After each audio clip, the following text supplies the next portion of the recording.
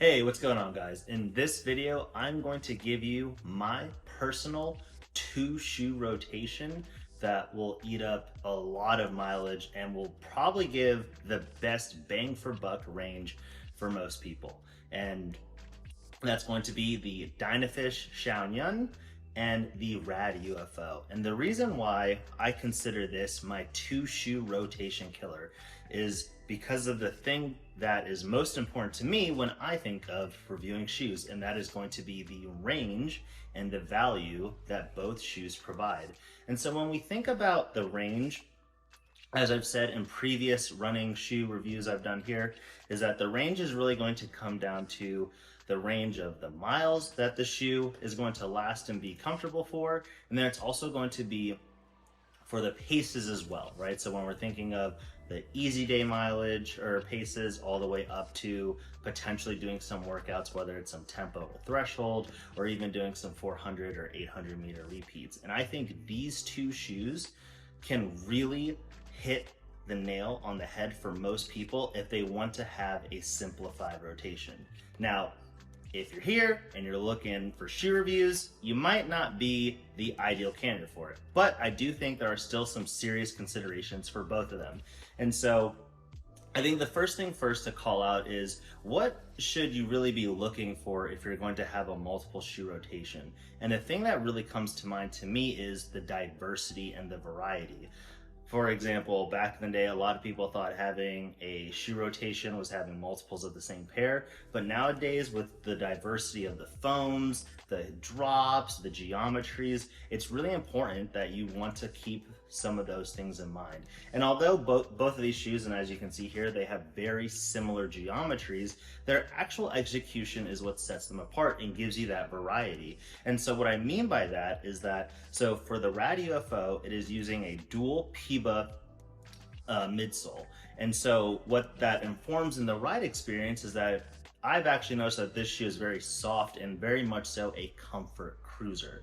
So when you're thinking of soft, plush, but responsive and bouncy, the R.A.D UFO really sits at the top of that list for me. But then on the other end of the spectrum, you still get that responsiveness, but it's being delivered in a slightly different way. And with the Xiaonian, they're using a TPEE midsole, and so it's much firmer, but not in a brick-like way. It's actually very responsive, and the more force that you put into it, the better it responds. And I think what also helps it is also its geometry.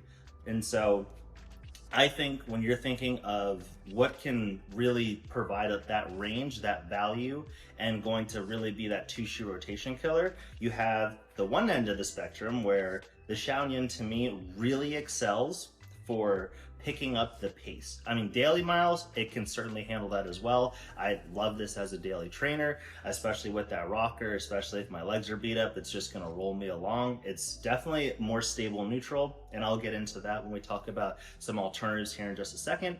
But this shoe can really do it all. I've done 400 and 800 meter repeats in it. I've done up to 12 miles in this shoe, and this just handles that range really well. To me, this is the one shoe rotation killer. But again, for having some diversity and variety in your rotation, I think the R.A.D UFO slots in perfectly as another option. And again, as I mentioned before, it's soft, it's plush. I mean, it does everything really well. I don't necessarily like it at my weight and my paces for picking up the pace. So I've certainly done some hill repeats and some tempos in this shoe. But over time, I've just found it slots really nicely into that comfort cruiser category. And so with that being said, I think it's actually just best if we just go into some of the potential alternatives you may want to consider. So because I really see this as that versatile do-it-all comfort cruiser, a couple of the shoes that come to mind to me are something like the Hoka Skyward X2. That shoe is a very plush, comfortable shoe. It's great for long runs. It doesn't really have any heavy opinion in any way that you should be running, whether that's thinking of the pace or it's slowing you down. It's really just going to let you pick and choose the pace that you want to go at. Some of the discrepancies there, though, is that it does have a carbon fiber plate. I do believe it's about $25 more, so about 10%. But again, if you're looking at a $200 shoe, I think a 10% up mark, I don't think that's really going to bother you.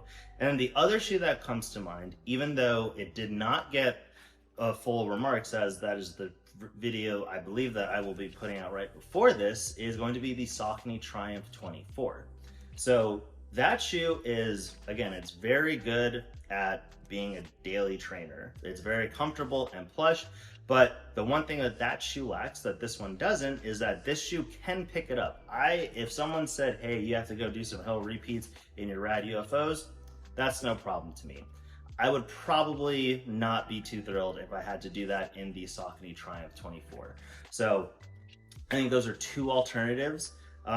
One's a little bit cheaper. The Triumph 24 doesn't have the same range and capabilities. And then on the other end with the Hoka Skyward X2, you are paying a little bit more, but it does come with a carbon fiber plate. Not that you can really notice it when you're actually running in that shoe. But I think, again, this shoe is great for your daily training, and you can certainly do some decent long runs in this as well. And so along with that, so following up, going into the Dynafish, so as I mentioned before, and what the shoe is most compared to is that this shoe has a TPEE midsole. Supposedly it's the same midsole foam that's in the Evo SL, and that's the shoe that gets compared to the most. Now, that shoe, you can arguably find it for cheaper now. I know it's still retailing for $150 to, I believe, $155 for the EXO pairs, if I'm not mistaken. But the biggest difference between those two shoes, outside of the foam itself, is the geometry. So for me personally, I have some medial stability needs. Actually I'm dealing with some of it right now with a couple of the shoes that have not been agreeing with me that I've been trying out. But that's something that I've never experienced with the Dynafish. In the Evo SL, I've had two pairs. I had the original pair, and then I also had a woven pair. And both of those did not agree with my ankles whatsoever. It was really unfortunate because I actually really liked the feel of that shoe and I really wanted to make it work, hence why I got a second pair, but it just didn't agree with me. My ankles would always be sore. I mean, after a couple miles, I could tell that my ankles were already starting to fatigue.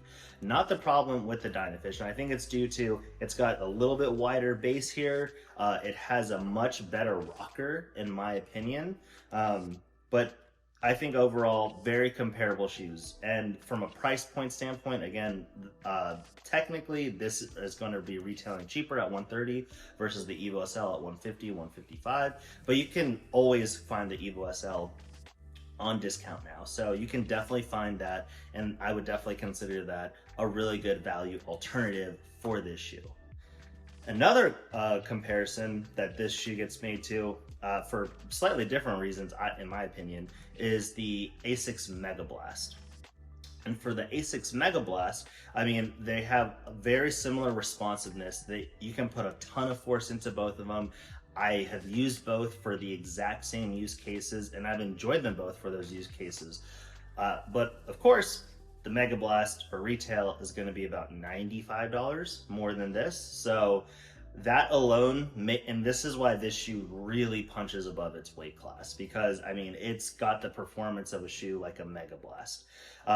But I will say this, is that I personally do not get along well with the Asics Blast Range geometry because it has like that kind of decoupled midfoot section, and for some reason, like, it's not bothersome, but it's also not something that I particularly enjoy. It's very much so a more traditional running shoe shape. Versus this, I really love this rocker. This is, in my opinion, and this is just my pure bias, this is the best geometry for a running shoe, in my opinion. It's got a nice smooth rocker up front. The heel transition's really good through the back because I do heel strike heavily through my right foot. My left foot is more midfoot. And so I think that this shoe, again, it just stands out. But again, if you can find the Evo SL for cheaper, which you certainly can nowadays, and you don't have any ankle stability needs like I do, that's another great option here as well. But with that being said, I think to close on it, so when you're thinking of having and building a rotation, always think of what is a missing element that you can use, right? So for example, from here, if I were to add, so let's just go through a thought process, right? So let's say I'm starting with the Dynafish. It's a great do-it-all shoe. Are there some options that might be better for daily comfort purposes? Yes. Great. Let's throw in the R.A.D UFO. That could be pickup number 2. Great. So now we have our more comfortable, bouncy, plush, responsive shoe, and then we have this firmer, more reactive midsole that will really allow you to pick up the pace, and it can certainly do things like long runs as well. But what if we wanted to throw a third shoe into the mix for the daily range, right? And I'm going to do a full review on this shoe soon, but if, for example, something like the Hyperboost Edge. The Hyperboost Edge, in my opinion, is a really good shoe. And I think what it will likely be excelling at, and that will be the final test before I give my full review, is I think this shoe will actually excel as a long run third option. So if we're looking at the 3 shoes here, we've got the R.A.D UFO, the Dynafish, and then the Hyperboost Edge. I think, in my opinion, and I'll do a full review of not only the Hyperboost Edge, but how these all do in a 3-shoe rotation. I'm pretty sure I'm going to be calling this the Holy Trinity of mileage, because I think these 3 shoes here, barring wanting a plated trainer, will suit every runner's needs. And so along with that, again, just thinking of where it slots in. So again, if we have, okay, this is great for my workouts, this is great for daily mileage, this would be a great shoe, in my opinion, for long runs. I mean, the geometry, it's very smooth, even for my heel striking foot, which was a great surprise. It does have I do have some qualms with it, but I'll go over those in the review themselves. But this is a solid shoe.